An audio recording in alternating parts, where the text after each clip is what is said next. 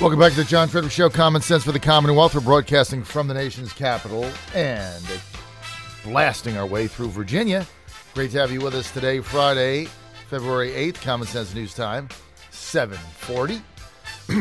Hey, I got a question for you. What does 2nd District Congressman Scott Rigell, Republican from Virginia Beach, what does he have in common with super liberal Representative Elijah Cummings in Maryland, Carolyn Maloney from New York? Both Democrats, both very, very liberal. Well, since you brought Carol into it, it's not the fact that they share a locker in the house gym, so that can't be it. That's out. Why don't we ask him directly? Oh, yes. Congressman, good morning. Oh, quite an intro there. Good morning. Congressman Scott Rigell, Republican, 2nd District from Virginia. Congressman, always great to have you on. And actually, I like Carol Maloney. I know. There's a few Democrats that I like that I always get emails and negative Facebook on.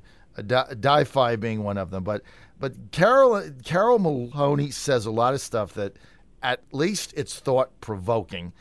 And so you're kind of aligned here with your new gun bill with Carol and Elijah Cummings. What do you have in common with them? Well, and I'm going to start out by exactly how I feel about this. What we have in common, first and foremost, is that we love America. And I mean that. That's not just some trite phrase there. But I start out with that. Now, look, we have profound differences on a range of issues. That is also true. But I don't question, whether they love America or anything like that. They do. So, look, here we go.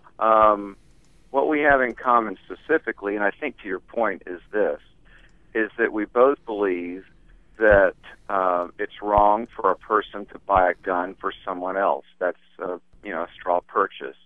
We think it's wrong, and the penalty should be increased for those who traffic in firearms. So we share that in common.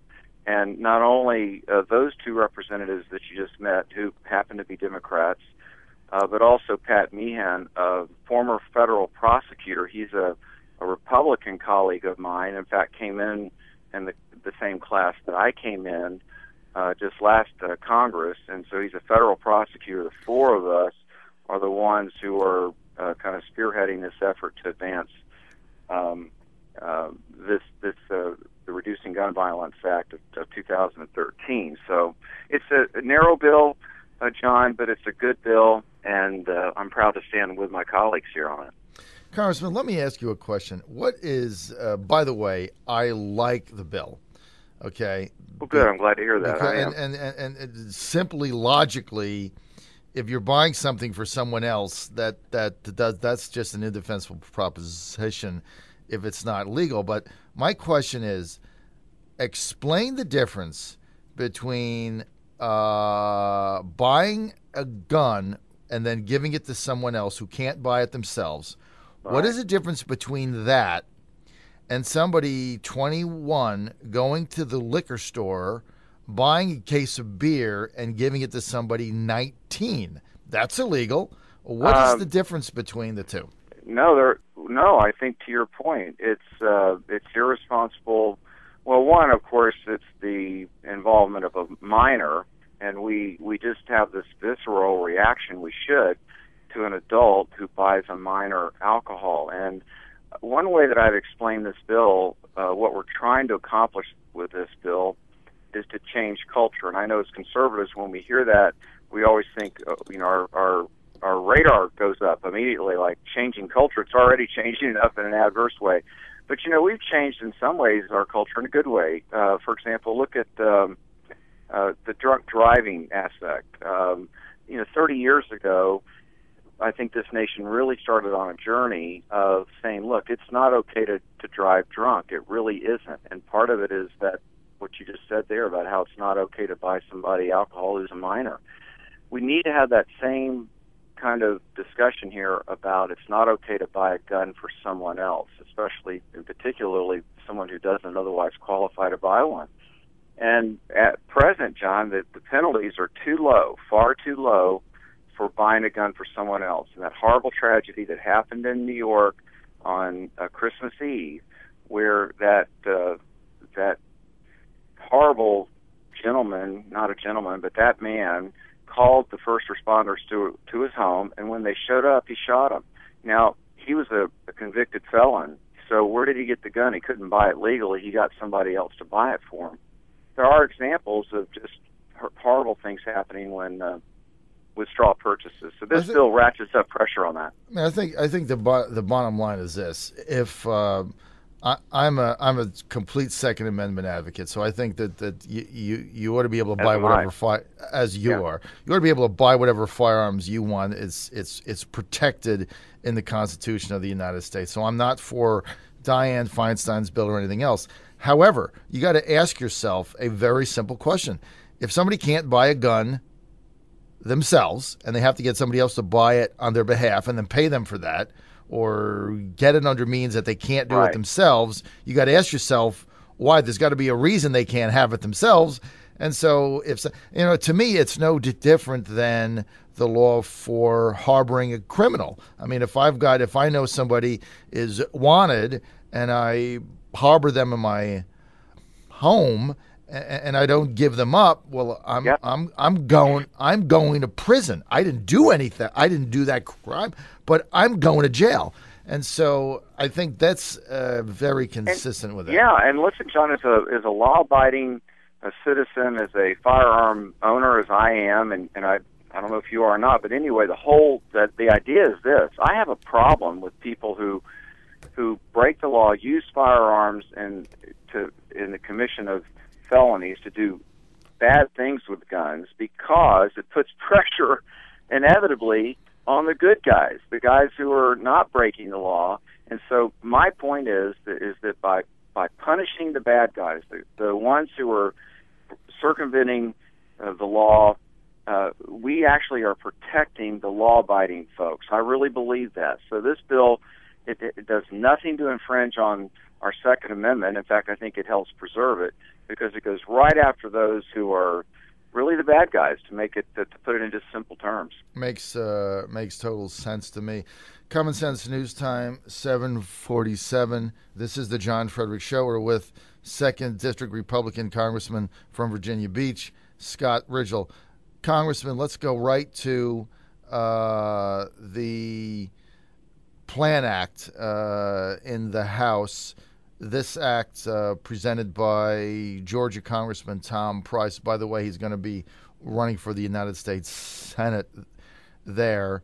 The idea behind this Plan Act is to get somehow the president to sign on to the idea that they're going to balance the budget and he has to present something. That passed easily. Explain it to us.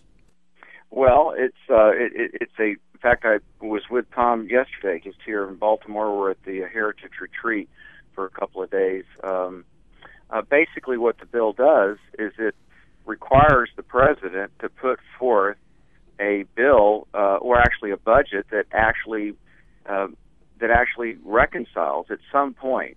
It says, look, if you've got to go out farther than 10 years or however long you got to go, just do what you've got to do there, but put a budget that actually reconciles at some point. And, to date, all the president has given us are budgets that have over $1 trillion of deficits. We know this threatens the foundation of our country. And yesterday I was asked by a reporter, well, Congressman Rigell, what do you want to hear from the president, in the State of the Union speech? I said, well, what I've been looking for since he took office over 4 years ago, and that is, and it wouldn't matter who's president, but it happens to be President Obama. I want the President of the United States, whoever's in that office, and has that privilege and responsibility, to outline how his views or her views, how do we get out of this?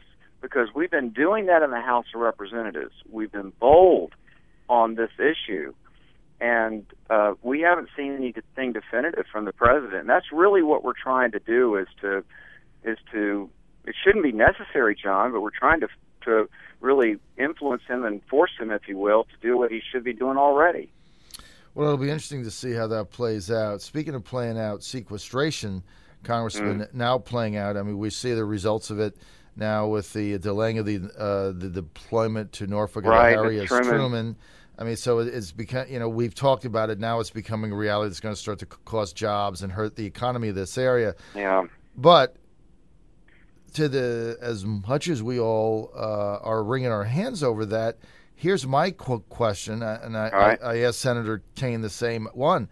I mean, sequestration was passed by both parties. It passed in the House, signed into law, because the Congress couldn't get together with a super committee and get a balanced budget and solve this plan. So that was the consequence of it. Now you want to kick the consequence down the road and say, well, we're just kidding. We didn't really mean that. So, I mean, if we... the Budget Control Act, John, and I'm not argumentative with you here, but it is the intent of the Budget Control Act was to create the environment, create the pressure, if you will, that would lead to a comprehensive agreement, at least on the savings that were under discussion at the time. I mean, it wasn't like, okay, we're voting for sequestration. That to me would be an unfair characterization of it. We are faced with it at this point, and all I've been saying is this: we have got to reduce federal spending, and I think we need to have that all of the above mindset. We can find savings indeed within the Department of Defense that can be done. This is not the way to do it. It's the, as I refer to it, really the violence of it. I mean, it's overnight. It's not over time. We need to have a better glide slope of how we arrest increased federal spending. And this is just, my point is this: it's just not the right way to go about it. And so this week, I co-sponsored a bill that was put forth by Chairman McKeon, the chairman of the House Armed Services Committee. It has an alternative way of addressing this, and I think it's a better path. And look, I was just on the Truman about a week and a half, 2 weeks ago, off the coast of North Carolina. Right. Captain Rolfe and his crew are ready to go, and just unfortunate. Okay, Congressman, we got about 1 minute.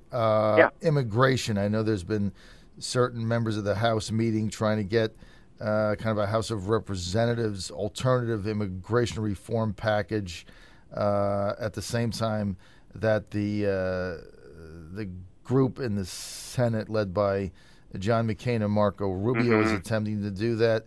How do you stand on this?